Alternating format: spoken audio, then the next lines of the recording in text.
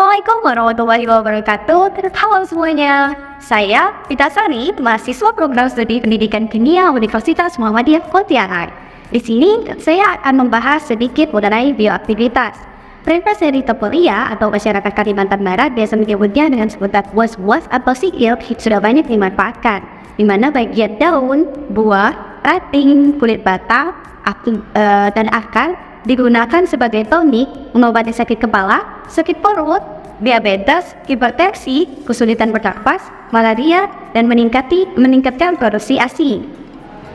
Ekstrak daun buah-buah atau P-Serotropolia terbukti secara empiris sebagai anti kanker, antioksidan, anti diabetes, antibakteri, anti-kupsi, dan antimetik, sehingga sangat berpotensi menjadi obat herbal terstandar atau OHT.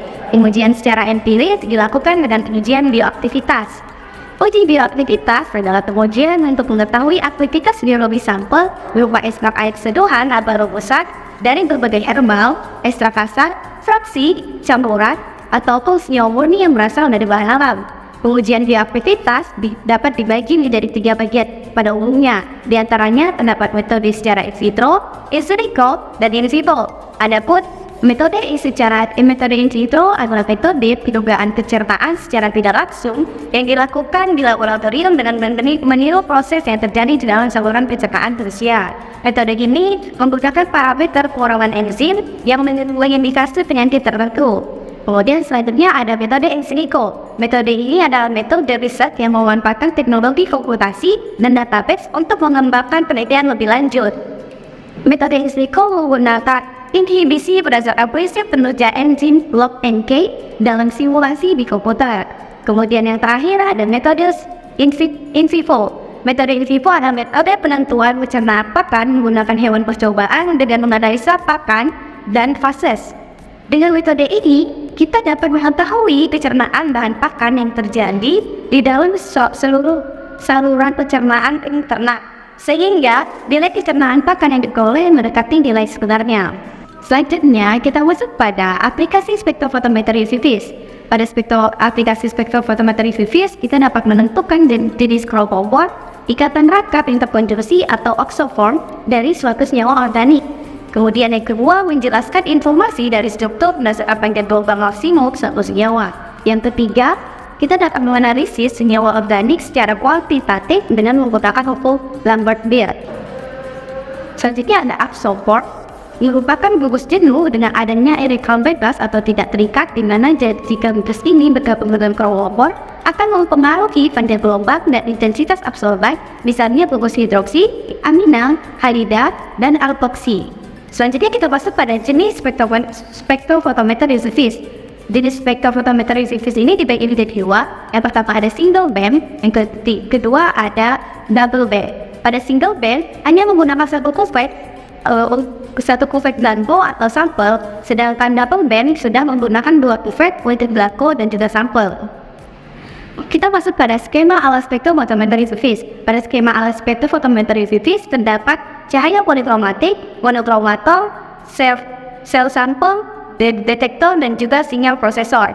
Sumber tenaga radiasi atau bisa disebut cahaya polikromatik terdiri dari benda eksitasi hingga ke tingkat tenaga yang tinggi oleh sumber listrik bertegangan tinggi atau oleh pemanasan listrik. Berfungsi memberikan energi radiasi pada daerah panjang gelombang yang tepat untuk mempertahankan intensitas sinar yang tetap pada pengukuran. Selanjutnya ada radiasi polikromatik yang harus kita ubah menjadi radiasi monokromatik, yang mana monokromator adalah alat yang akan memecahkan cahaya polikromatis menjadi cahaya tunggal atau monokromatis dengan komponen panjang gelombang tertentu. Terdiri dari serangkaian alat optik yang menguraikan radiasi polikromatik menjadi jalur-jalur yang esensial atau panjang gelombang tunggalnya, dan memisahkan panjang gelombang tersebut menjadi jalur-jalur yang sangat sempit. Selanjutnya ada cuplikan. Cuplikan pada daerah ultraviolet atau terlihat biasanya berupa gas melelehkan yang ditempatkan dalam sel atau kuvet. Sel yang digunakan untuk cuplikan berupa gas dengan panjang lintasan dari 0,1 hingga 100 nanometer, sedangkan sel untuk larutan mempunyai panjang lintasan tertentu dari 1 hingga 10 cm. Selanjutnya Detektor. Setiap detektor yang menyerap tenaga foton yang mengenainya dan mengubah tenaga tersebut untuk dapat diukur secara kuantitatif, seperti sebagai arus listrik atau perubahan panas. Kebanyakan detektor menghasilkan sinyal listrik yang dapat mengaktifkan meter atau pencatat. Setiap pencatat harus menghasilkan sinyal yang secara kuantitatif berkaitan dengan tenaga cahaya yang mengenainya. Setelah detektor mendeteksi adanya sinar tersebut, sinar ini tidak langsung diolah, namun harus melewati terlebih dahulu sinyal prosesor. Pada sinyal prosesor ini, diantaranya akan terjadi penguatan sinyal. Pada bagian ini, terdapat pre-amplifier, terutama untuk menguatkan potensial, dan amplifier yang berfungsi untuk menguatkan daya. Dan juga kita masuk pada interaksi sinar UV dengan senyawa. Pada proses interaksi, butuh energi untuk transisi dihitung dari persamaan Planck. Interaksi sinar ultraviolet atau sinar tampak menghasilkan transisi elektronik dari elektron-elektron ikatan, baik ikatan sigma dan pi maupun elektron non ikatan dan yang ada dalam molekul organik. Sinar memiliki tenaga E sama dengan Hf mengenai sampel, maka sebagian tenaga diserap, sehingga molekul mengalami eksitasi, yaitu kenaikan energi dari closed state ke excited state. Bila energi mengenai sampel dihilangkan, maka molekul kembali ke keadaan semula. Ketika kembali ke keadaan semula, ini terjadi pelepasan energi atau disebut dengan emisi dan pelepasan panas. Sinar ultraviolet dan sinar tampak merupakan energi yang bila mengenai elektron-elektron tersebut, maka elektron akan tereksitasi dari keadaan dasar ketika energi yang lebih tinggi. Eksitasi elektron-elektron ini direkam dalam bentuk spektrum yang dinyatakan sebagai panjang global dan absorbansi sesuai dengan jenis-jenis elektron yang terdapat dalam molekul yang dianalisis. Makin mudah elektron-elektron tereksitasi, makin besar panjang gelombang yang diabsorbasi. Makin banyak elektron bereksitasi, makin tinggi absorbasi. Selanjutnya kita masuk pada hukum Lambert-Beer. Hukum Lambert-Beer adalah hubungan linearitas antara absorban dengan konsentrasi larutan analis. Pada percobaan yang terukur adalah transmitan yang didefinisikan sebagai berikut. I sama dengan intensitas I yang merupakan intensitas cahaya setelah melewati sampel. Kemudian IO adalah intensitas cahaya awal pada cahaya awal. Dan kita masuk pada syarat sampel. Pada umumnya, sampel harus dirubah menjadi suatu larutan yang jernih. Untuk sampel yang berubah rata, perlu diperhatikan beberapa persyaratan larutan yang dipakai, antara lain, yang pertama, harus larutan sampel dalam sempurna. Kemudian yang kedua, larutan yang dipakai tidak mengandung ikatan angkat terkonjungsi pada struktur molekulnya dan tidak berwarna. Yang ketiga, tidak terjadi interaksi dengan molekul senyawa yang dianalisis. Yang keempat, kemurnian harus tinggi. Selanjutnya, kita masuk pada tahapan uji aktivitas dengan menggunakan spektrofotometer UV. Pada tahapan uji aktivitas ini terdapat 3 tahap. Yang pertama, uji aktivitas ekstrak dengan dan tanpa penambahan enzim. Kemudian uji aktivitas molekul dengan dan tanpa penambahan enzim. Dan yang ketiga, uji aktivitas larutan perbanding. Jika kita ingin menguji aktivitas antioksidan, maka larutan standar yang digunakan adalah asam asorbat. Kemudian jika kita ingin menguji inhibisi glukosa, menggunakan akar Bose. Selanjutnya kita masuk pada pengolahan data. Pengolahan data dilakukan menggunakan perangkat lunak Microsoft Excel. Sebelum masuk ke pengolahan data yang sudah tersedia, perlu dipelajari juga mengenai bagaimana menentukan absorbansi sampel. Di sini kita melakukan 2 kali pengujian dan setiap pengujian terdapat 2 kali pengulangan. Untuk mengetahui nilai-nilai absorbansi sampel, dapat menggunakan rumus absorbansi sampel sama dengan rata-rata masing-masing konsentrasi dikurang rata-rata Blackwell. Kemudian rata-rata Blackwell dapat kita jumlahkan dengan menggunakan rumus pada Excel, yaitu sama dengan average di dalam kurung data absorbansi Blackwell. Kemudian selanjutnya, untuk mengetahui nilai absorbansi kontrol dilakukan dengan rumus absorbansi kontrol sama dengan nilai rata-rata larutan DPPH dikurang nilai rata-rata Blackwell. Nilai absorbansi kontrol perlu kita ketahui guna untuk mengetahui nilai persen inhibisi. Nilai absorbansi sampel dapat kita hitung dengan rumus nilai absorbansi sama dengan nilai rata-rata masing-masing absorbansi dikurang dengan nilai rata-rata larutan Blackwell. Kemudian mencari nilai persen inhibisi dengan rumus persen inhibisi sama dengan absorbansi kontrol dikurang dengan absorbansi sampel dibagi dengan absorbansi kontrol dengan 100%. Setelah mengetahui cara mendapatkan data-data tersebut, maka selanjutnya kita akan membuat kurva dari data yang telah ada masing dengan menggunakan mikroskop Excel. Nah, pada data yang sudah ada, teman-teman bisa melihat bahwa di sini terdapat data-data berupa absorbansi, inhibisi, dan juga konsentrasi.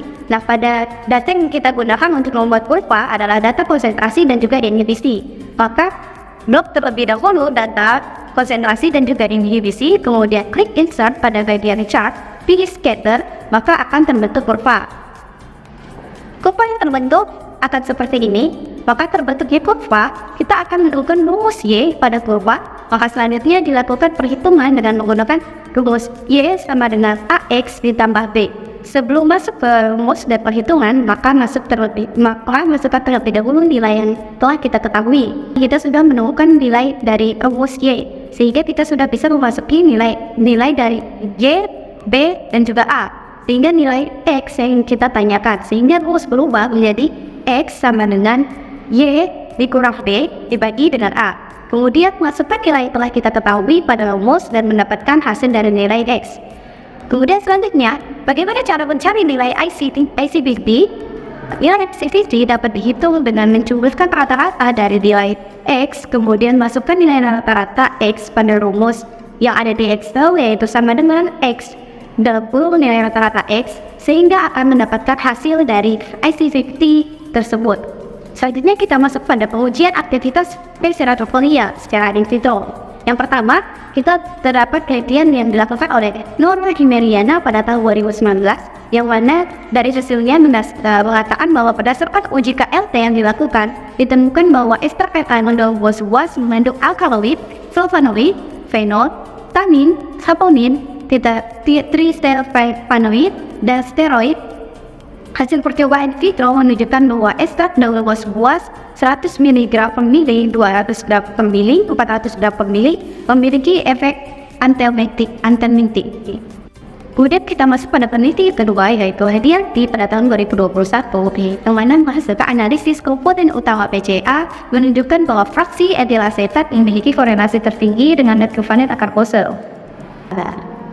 Kelompok aldehid dan TVC berkorelasi positif terhadap aktivitas penghambatan alpha-glucosida yang dianalisis dengan uji partial least square atau PLS. Pendekatan heterobiologik dapat memprediksi kontribusi yang signifikan dalam menghambat alpha-glucosida dari berbagai ekstrak P-ceratofolia yang termasuk dalam golongan aldehida flavonoid.